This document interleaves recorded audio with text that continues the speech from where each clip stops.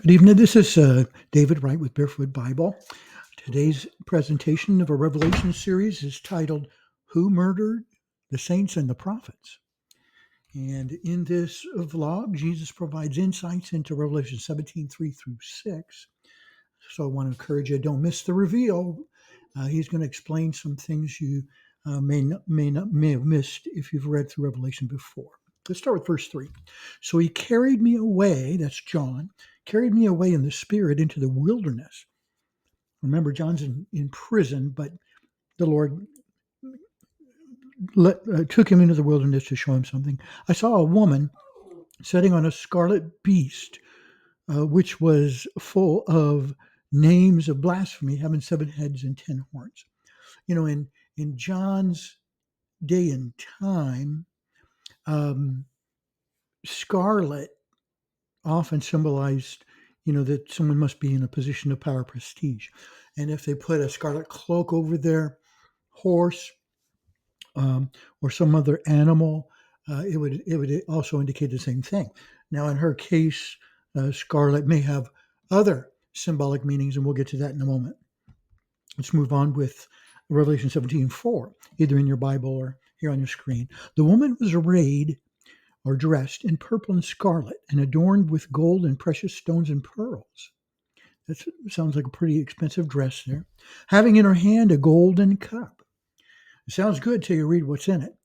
Full of abominations and the filthiness of her fornication. So, the Apostle John in the first century would recognize the Tyrian purple, the scarlet, the regal gold, the glistening pearls. He knew they were symbols of the wealthy and powerful. And Rome had plenty of that in his day. They were the ones in charge. On the other hand, the cup she was drinking from and what it had in it was totally different. It overflowed with that which is disgusting and putrid. Let's move on to verse 5. On her forehead, a name was written: Mystery, Babylon the Great, the mother of harlots and the abominations of the earth. Complicated name. I don't know how you combine all that, but that was what the best that John could describe in what he saw. So let's consider them like tattoos that John saw on her forehead. And the first one was about the mystery. And John used a Greek word called mysterion, and it's where we get that word. It means a secret or a hidden thing, mysterion. A mystery is, in the Bible, refers to a previously unknown truth. So it's something that is real, but folks hadn't figured it out. And the mystery in this case is this woman and what she represents. And John was aware, well, based on the symbology here, John's aware that this woman was something evil, something idolatrous, something sensual and unclean. And John was also aware the government that was in charge, Rome, was just rampant with idolatry. They had dozens and dozens of different gods for everything under the sun, including the sun, and then they had temples to worship around the world. However, in the book of Revelation, what John sees takes it much, much farther. And we're, if the dark days of the Revelation are close, and we really don't know, we must remain vigilant. We must remain discerning and be prepared. Charles Ryrie, in his book on Revelation, said, since the true church is called a mystery, and you'll find that in Ephesians 5:32, Charles says the apostate church is actually a counterfeit. And that is a good description. Let's move on quickly here. Babylon the Great is the second terminology that John recognizes from the Hebrew word Babel, which in the Old Testament meant confusion.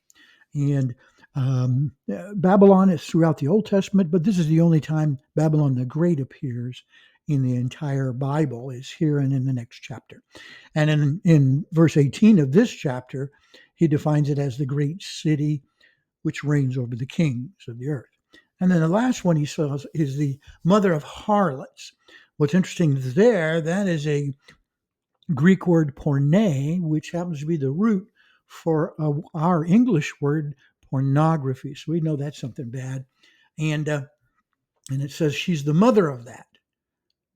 Another nickname for her is Queen of Heaven. Another one is the Mother of the Gods. So these tattoos kind of, when you lump them together, you realize she was the beginning of all this paganism, the beginning of idolatry. She somehow goes all the way back to the Tower of Babel, where they climbed that tower to worship other gods in the stars in the sky. It's no wonder Jesus chose to call the Antichrist and his new capital Babylon. His capital is called Babylon.